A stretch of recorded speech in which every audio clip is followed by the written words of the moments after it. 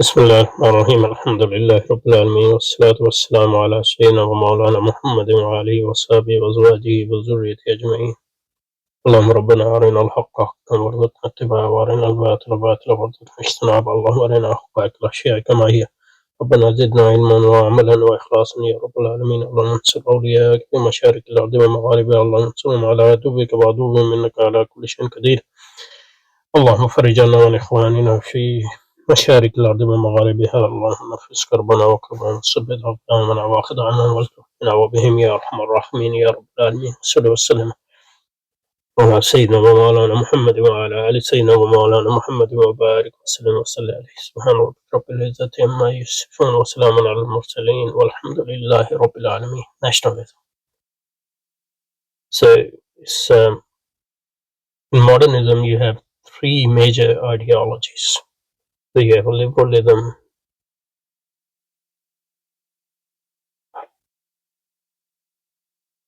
socialism, and the third one is nationalism.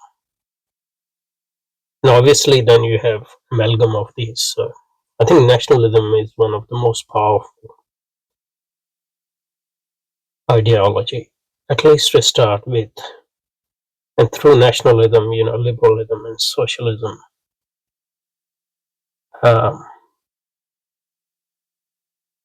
find windows into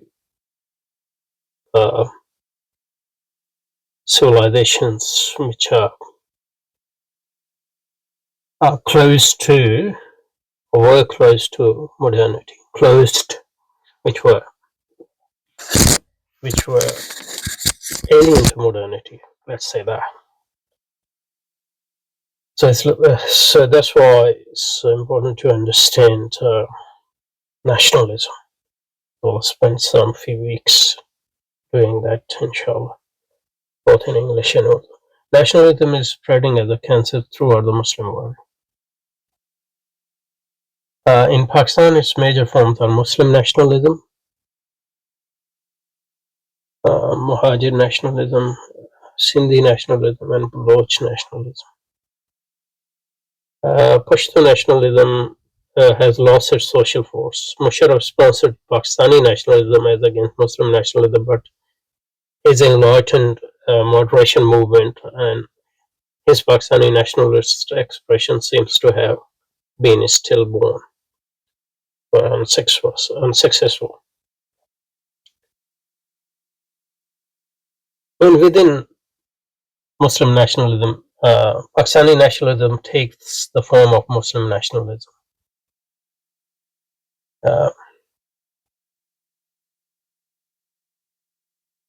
The difference between Pakistani nationalism and Muslim nationalism is that Muslim nationalism uses religion and religious symbols. On the other hand, Pakistani nationalism is more secular, devoid of religious symbolism. And in that sense, Pakistani nationalism is flopped, unsuccessful paradigm in Pakistan. For various reasons, we will talk about that. So it's important to understand nationalism as a modernist ideology. Nationalism didn't exist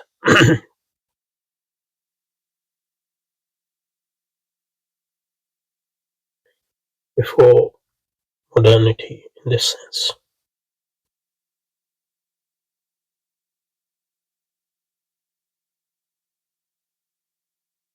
And nationalism is a form of self-worship which modernity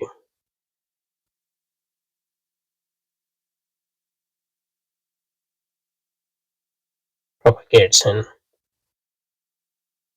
So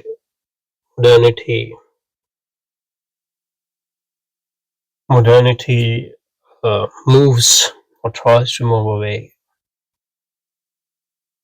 people nations and civilization away from worship of God, which they used to do. For example, in Christianity, they used to worship God, and in Islam, they worship God. So modernity is an ideology of self-worship, worship of humanity. So that's why modernity is part of humanism. But that self-worship takes various forms, and the self-worship at the level of so we can think of self-worship at three levels at least.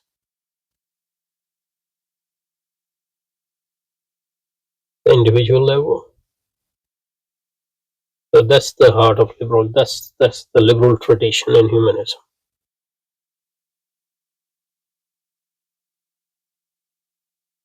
You can worship self-worship at the level of species being,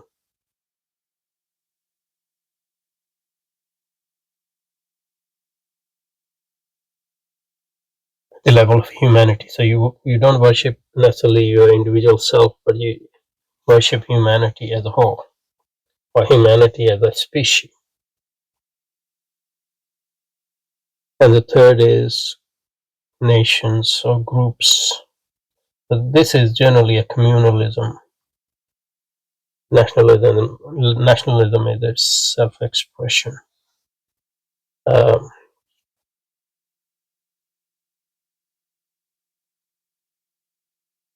so at this level, you worship your own group. So you worship yourself through worshipping your group. Um,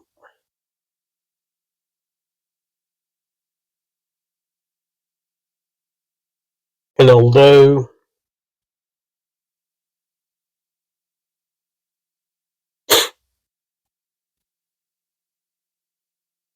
the seeds of all these ideologies are present in human nature before modernity as well.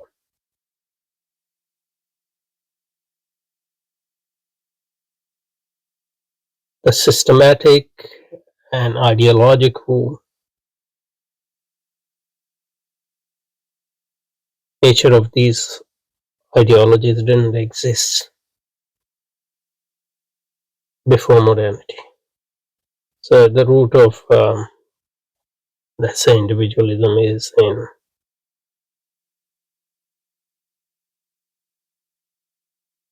fulfillment of desires,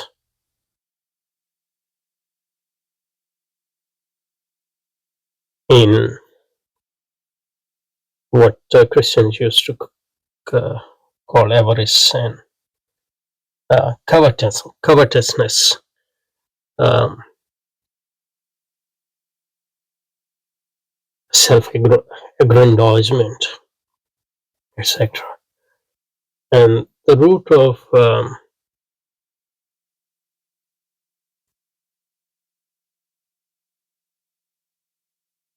species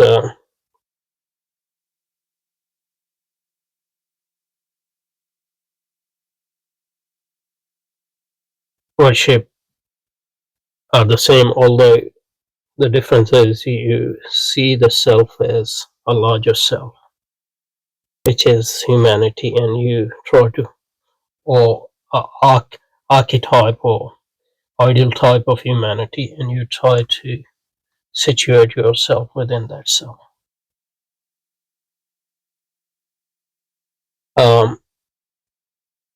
And probably the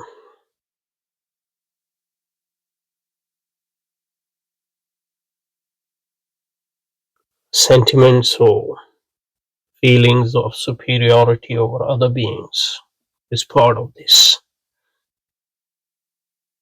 And in the third one, the main force is all the above, but superiority over other groups, their fear and hatred is important as well. So these things were present before, but they didn't have systematic, ideological, philosophical, material, political expressions and underpinnings which they achieve in modernity. So nationalism become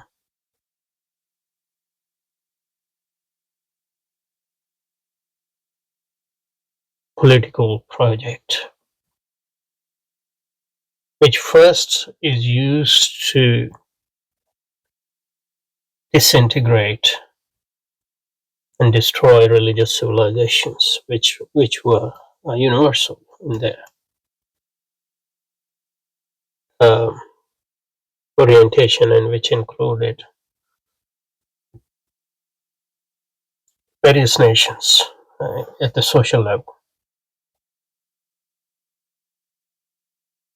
And then you try to build nation state as the expression of the self-aggrandizement of a group. And this state is based on fear of other nation states and competition with them, and trying to get superiority over them.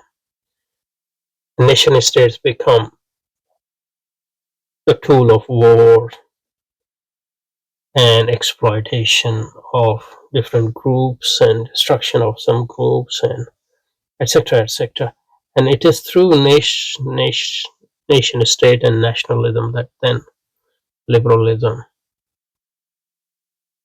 points windows into human heart and soul, and socialism.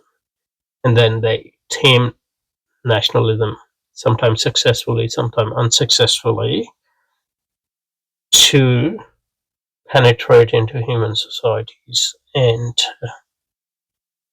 human civilizations.